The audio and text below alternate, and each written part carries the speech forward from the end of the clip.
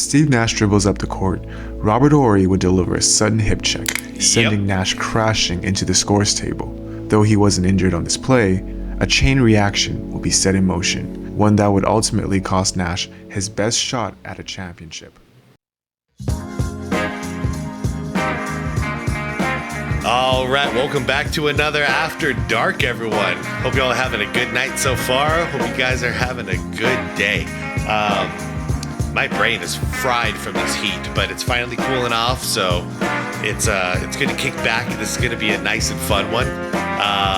This one is titled The Most Infamous Foul in NBA History.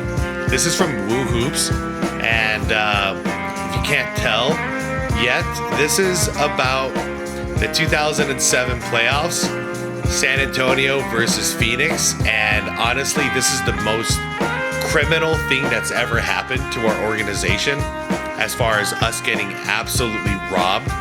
You know, you guys know me well enough. When we get beat, like in 93, I say, yeah, we were the better team, but we got beat by a guy named MJ.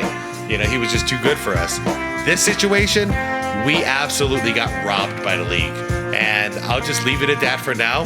I'll let the video kind of speak for itself, and I'll find my talking points as usual. But for those of you who don't know this story, I think it's only appropriate that you see this play out the right way. But yeah, today I'm a glutton for punishment. But honestly, I'm such a fan of Woo Hoop stuff that even though this is a painful memory, I'm excited to see how he's going to present this. So, without further ado, I'm going to link the original video down below for you guys. So if you want to check out Woo's channel, go right ahead. Shout out to members. You'll also see a list in there. Yeah, everyone, please leave this video a like. It helps me out a ton. And I think that's it. Let's do it. The date is May 14th, 2007. The Suns are about to win Game 4 of the Western Conference semifinals. Sure were. As Steve Nash dribbles up the court, Robert Horry would deliver a sudden hip check, sending Nash crashing into the scores table. Though he wasn't injured on this play, a chain reaction will be set in motion, one that would ultimately cost Nash his best shot at a championship. To understand, we must first go back a couple hours. In the first quarter, the Suns would come out of the gates on fire, and after a relatively quiet Game 3, Steve Nash would be aggressive from the opening tip. Nash from downtown. Well, you knew he was going to get off to a quick start here tonight. Phoenix would jump out to an early 8-point lead behind Nash's energy and shot making.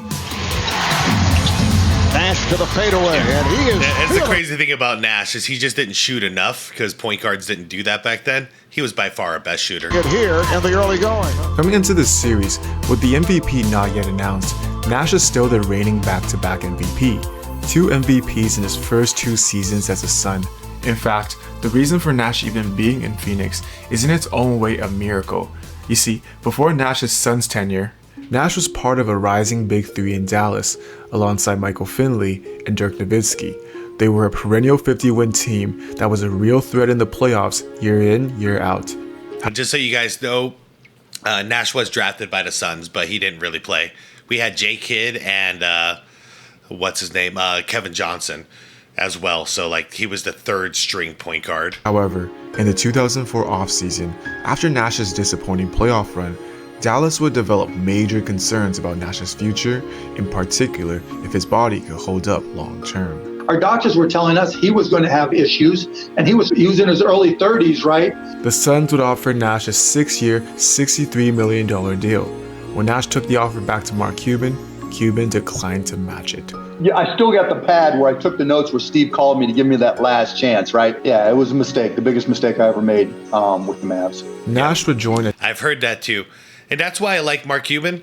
He's talked about one other mistake. I believe it was Tyson Chandler that he screwed that up, but I think he said I was able to get him back eventually. Like he apologized and said, I messed up. But yeah, Nash, he always talks about it. And I appreciate that from a guy like him. Most guys like them are completely stubborn about this kind of stuff and don't want to admit anything that they did wrong. And to him, he's like, yeah, I messed that up. We should have kept Steve. To be fair, how weird is it that Steve Nash, he hit his prime around 30 years old? That's not normal. a 29-53 Suns team, and in his first season. Yeah, a lot of people are under the impression that Steve Nash didn't make a big impact on the team. Let's hear this again. With the Mavs. Nash would join a 29-53 Suns team, and in his first season, lead them to an NBA best record of 62-20. Yeah, so we went from not even being in the playoff hunt to having the best record in the league. What do? We got Steve Nash. I don't know. It sounds like the MVP to me. I don't really know. With the starting lineup of Nash, Amari Stoudemire, Sean Marion, Quentin Richardson, and Joe Johnson, the Suns look to be a perennial contender for years to come. Yeah, we in did. that year's playoffs, the Suns would defeat Dallas to advance to the Western Conference Finals against the Spurs. Three for the tie. Steve Nash again. Unfortunately, Joe Johnson would suffer a fractured orbital bone, causing him to miss the first two games of the series. Nonetheless, the Suns would be outmatched. The Spurs will win in 5. This would be the second time in 3 years that Nash would be eliminated by the Spurs. Just 2 seasons prior, the Mavericks would also be eliminated by San Antonio in 6 games. Yeah. A caveat though must be mentioned, as Dirk Nowitzki would suffer an injury in Game 3, missing the final 3 games. Even without Dirk, the Nash-led Mavs were about to force a Game 7 before an avalanche from Steve Kerr in the 4th quarter would eliminate the Mavericks. Steve Kerr played all 2 minutes before this game, and then out to Kerr one more time to take the lead, and then Kerr another. He was 4 of 4 from deep, a 31-8 run to take the lead. 4 for 4, Steve Kerr. I don't know how he could shoot that good, being that ice cold. Like coming in there without getting a lot of minutes, and he's still that accurate in the playoffs. Like, yeah, Steve Kerr. You didn't play a lot. You didn't garner a lot of stats, but there's something special about you, man. You hit some big-time shots. Ironically, Kerr is now on the call for our game today, and the inevitable is seemingly unfolding again. After a blazing start, the Suns will fall into the trap of playing the Spurs style of basketball. Well, Mark, I think this is the critical point in this entire series right now. I mean, everything's going San Antonio's way. Can Phoenix get the game back in its favor? Can they get running? Can they make some stops? Can they go on a little Suns spurt here? Because if not, this is demoralizing, because this is the best game San Antonio has played. It's their style, and if they can close this thing out and go up 3-1, it's going to be awfully tough for Steve Nash and the Suns to get back in it. But every time San Antonio looked ready to break it open, Phoenix had an answer. Pop a 3. Yep. This is what I loved about Steve Nash. I complained he didn't shoot enough, but he knew when to step in and take over. Nash fires the 3. And this is just true of who the Suns were, a resilient team. Following the Western Conference Finals disappointment, Phoenix's front office would make the controversial decision to break up their young core, trading away both Joe Johnson and Quentin Richardson. And these two were huge. Q over here was bombing corner threes left and right. I mean, he was a hype man, but also he was just, I mean, proof is in the pudding. The guy was just bombing threes for us. We needed a guy like him.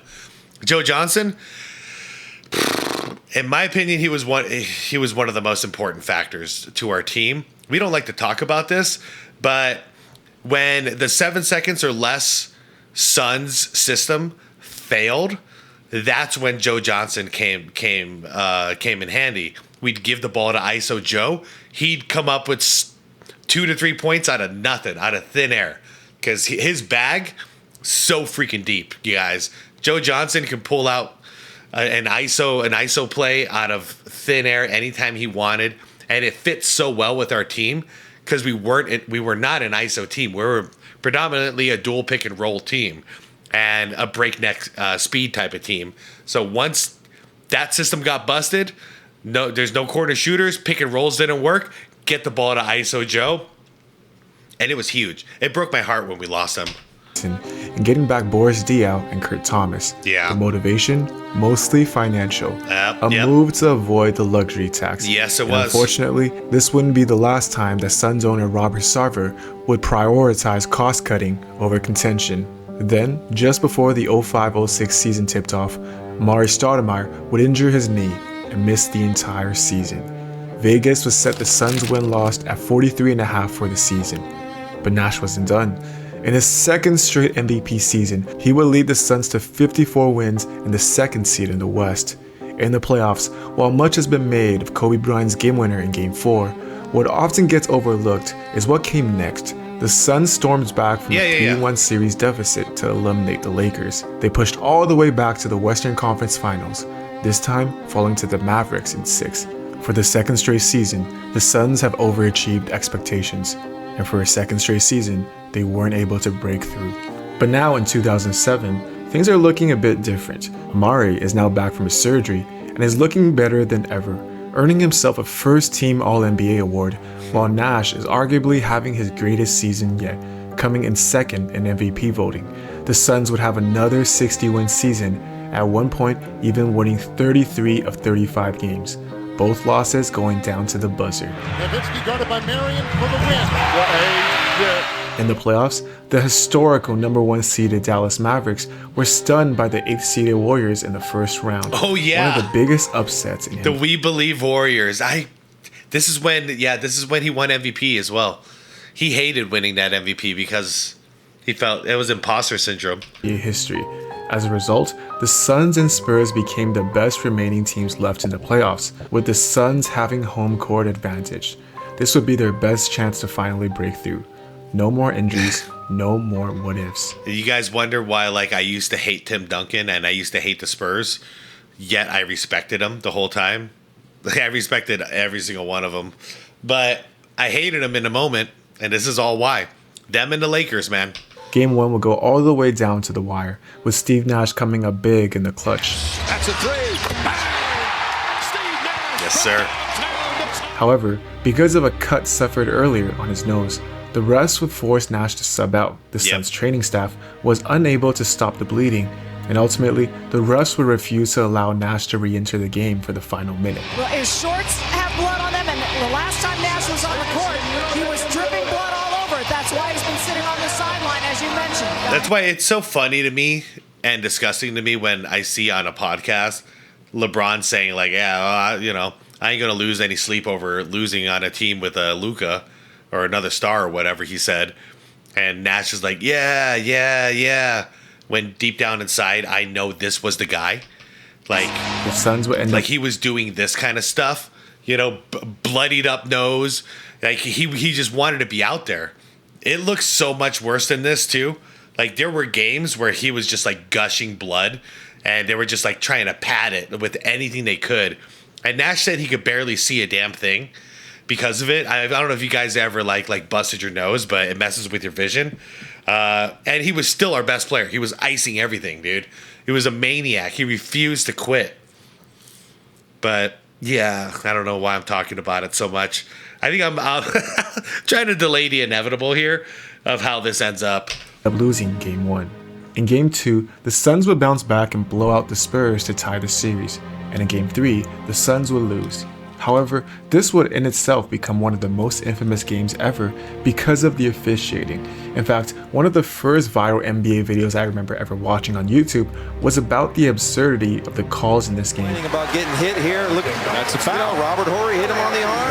Yeah, he's right in front of the ref. Well, Bill Simmons will write post-game. Congratulations to Greg Willard, Tim Donahue, and Eddie F. Rush for giving us the most atrociously officiated game in the playoffs so far, Game 3. Most of the calls favored the Spurs, but I don't even think the refs were biased. They were so incompetent, there was no rhyme or reason to anything that was happening. Yikes. Keep in mind that this is also before any of the Donahue allegations came to light. And if you're wondering what Donahue might argue in defense of himself, this is what he said in 2019. Tommy Nunes, who was the group supervisor, at that time for that series, didn't like Sarver, who was the owner of the Suns at that time, and was always pointing out in the tape sessions of things to call against Phoenix and things not to concentrate on against San Antonio. Whoa. And I think it put San Antonio at an advantage. Now down 2-1, the Suns will... Damn, I never heard that sound clip. Freaking bastard. will be entering Game 4 in a must-win situation. Steve Nash will also be seeking his first playoff win in San Antonio since May 27, 2003. Wow. But before we get to that, a quick word from today's sponsor. Yeah, do it. Get paid. I've been using Kalshi a lot lately to keep track of the NBA playoff odds and also other global events. You can trade on just about anything. Now let's see how it works. Let's look at the odds for the finals. A contract for Yo, something about this music makes me want to play some Nintendo. OKC beating Indiana is now trading at 92 cents. If you put down $100, you could get $109 back. Indiana is trading at 9 cents. So if you put down $100, you could get $1,112 back. Let me know in the comments if you guys are hearing what I'm hearing. It's giving me a definitely like a Nintendo Wii vibe. Oops.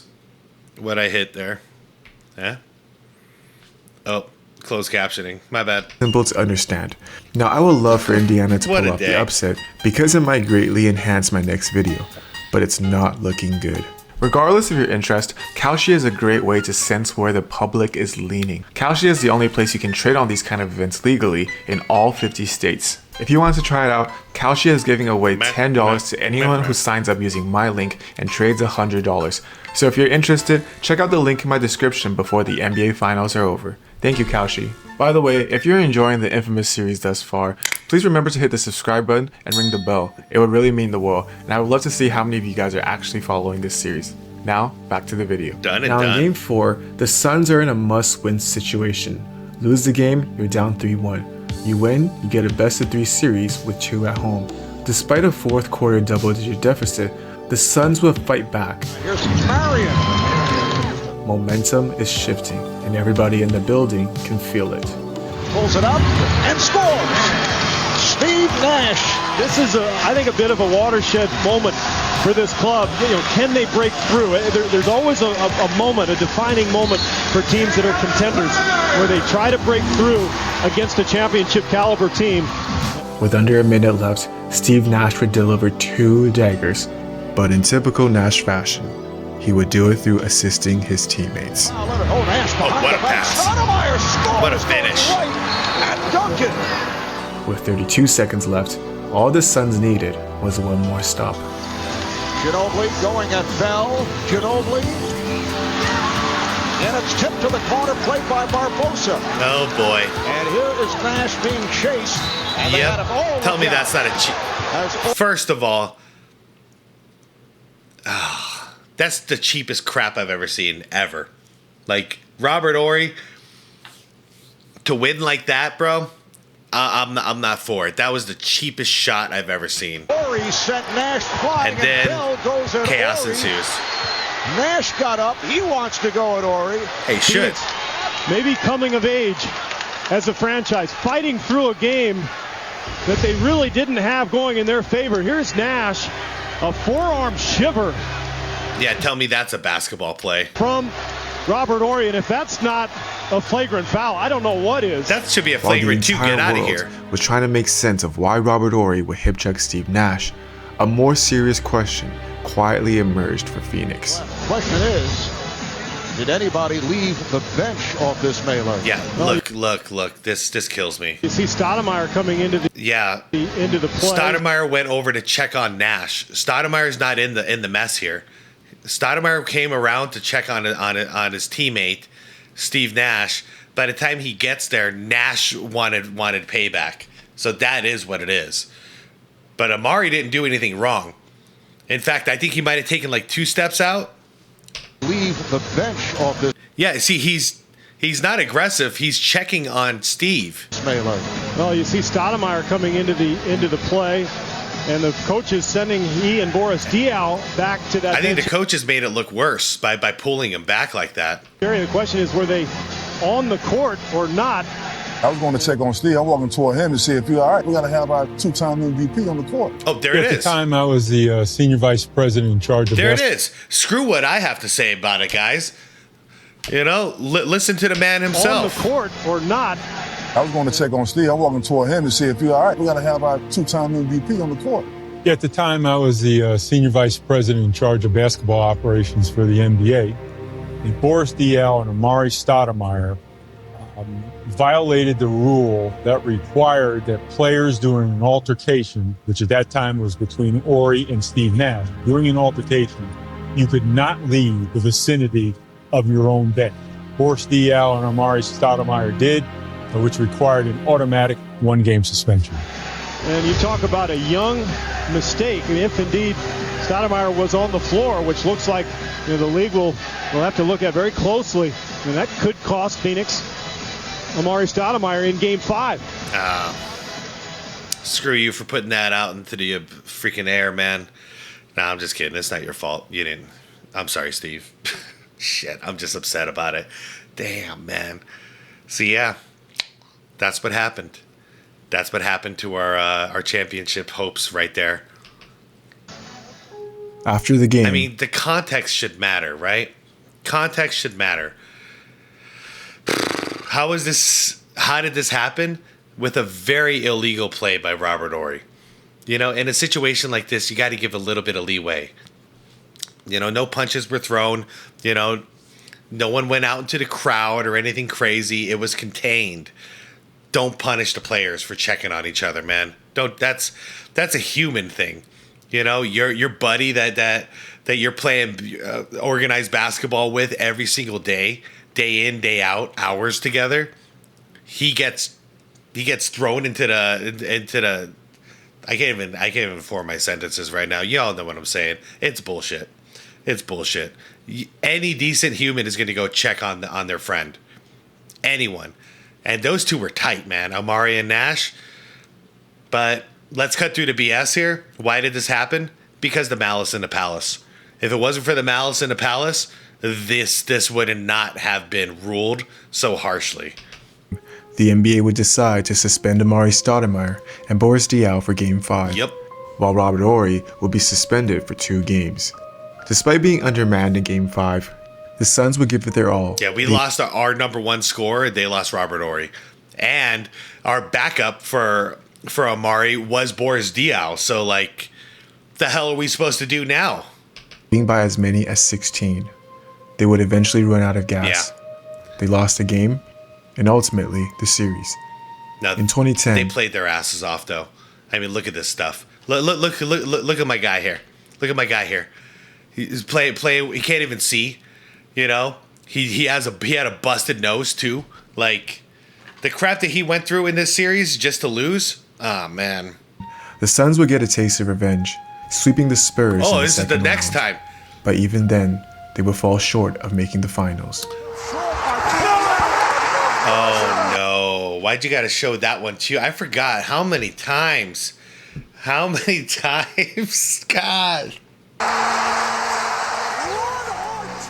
For the rest of Steve Nash's career, he would never break through. When speaking about this series now, he carries no bitterness, accepting of the result, grateful for the journey. But for those of us who remember, who felt it, we can't help but wonder what could have been. Let us savor this moment a bit longer. No. For when it felt, the Suns have finally broken through. And Marv, I think what makes this such an amazing win for Phoenix is that the game was played at San Antonio's pace. Here's Barbosa. It counts on the foul. I mean, you never really got the sense that the Suns were playing their style. Spurs. Nash. Yes. But this is a breakthrough win for the Suns. Stoudemire. This could be a defining moment if they can get over this hump. Oh, Nash behind the back. Stoudemire scores going right at Duncan. Well, I think we got a long way to go. Maybe after all said and done, we can look back at this, but I think there's so many moments left to go, and let alone in Game 5 and the rest of the series, and then the playoffs beyond if we're lucky enough to get by them. So we got a long way to go. Damn, Danny. Now, of course, there's also an argument to be made that the Spurs were just a better team and they would have won anyway. Now let's play that hypothetical out. Let's say the Spurs and Suns split the next 2 games. Game 7 would still be played in Phoenix. Now how did this laugh by Tim Duncan almost cost the Spurs home court in this series? I love that video. That video started a domino effect. Oh man, this was a hard one to watch. And yeah, I'm with you, Danny. Even if we could say, I mean, we had home court advantage, so things were looking good for us if we were just trading off wins. 1 win, 1 loss, 1 win, 1 loss. We were right where we needed to be. Am I saying that we 100% would have won? Hell no. Sports doesn't work that way. What I'm saying is I wish we had an opportunity to find out the right way. Win or lose, just have a fair opportunity. Don't get screwed by the NBA or a referee that hates our owner. Like, come on, man. That's just not fair. That's not sportsmanlike. That is not fair to competition whatsoever. So, what do I think about it? I think it's horse crap. I always thought it was horse crap. You should have seen us here in Arizona when this was going down. Like, we could not believe that the league was actually going through with this. You know, like, I never hated David Stern so much in my entire life. Like, right there, I was just like, this is not fair. And I know we just came off the Malice in the Palace situation not too long before this, but you can't punish the Phoenix Suns for this. Like, they didn't do anything wrong. If Steve Nash was the one who shoulder checked or whatever Ori, and he was the one who gave the cheap shot, and then the Suns bench, like Amari and Diaw came off the bench, yeah, okay, I get it now. Yeah, you can go ahead and suspend those guys. They were out there to fight. You know what I mean? But in this case, when it's Ori who did that to Nash, why you gotta punish us for that, man? Anyways, you guys, that's just one of the many, many painful memories of being a Phoenix Suns fan. Never won a championship. As you can see, we've gotten right there so many times. We've been in the finals 3 times, but that's not even the most painful stuff. So a lot of the most painful stuff is what's happened to us in conference finals. And you saw one of them, and then Danny Wu had to actually show what happened afterwards the next year against the Lakers, and we were right there again. And that story is wild because that was a Kobe Bryant air ball that was put back by a Ron Artest layup last second. And I can't believe it. I still can't believe it to this day. Anyways, you guys, I'm out of here. I gotta go watch something happy now or do something happy. Guys, let me know what your memories are of this. Do you remember this? How do you feel? Okay, because you guys can call me biased or whatever because I'm a Suns fan. Obviously, I should be a little biased, but I do believe I'm being very fair about this. But that's where you guys come in. Let me know. Am I being fair? Am I just being a biased fan? Because I really feel like we got screwed here. So let me know what you think. I'll see you on the comments like usual. Like the vid if you enjoyed it. Subscribe to the channel if you want to see more painful Suns memories in the future from me. And most importantly, is be water, my friends.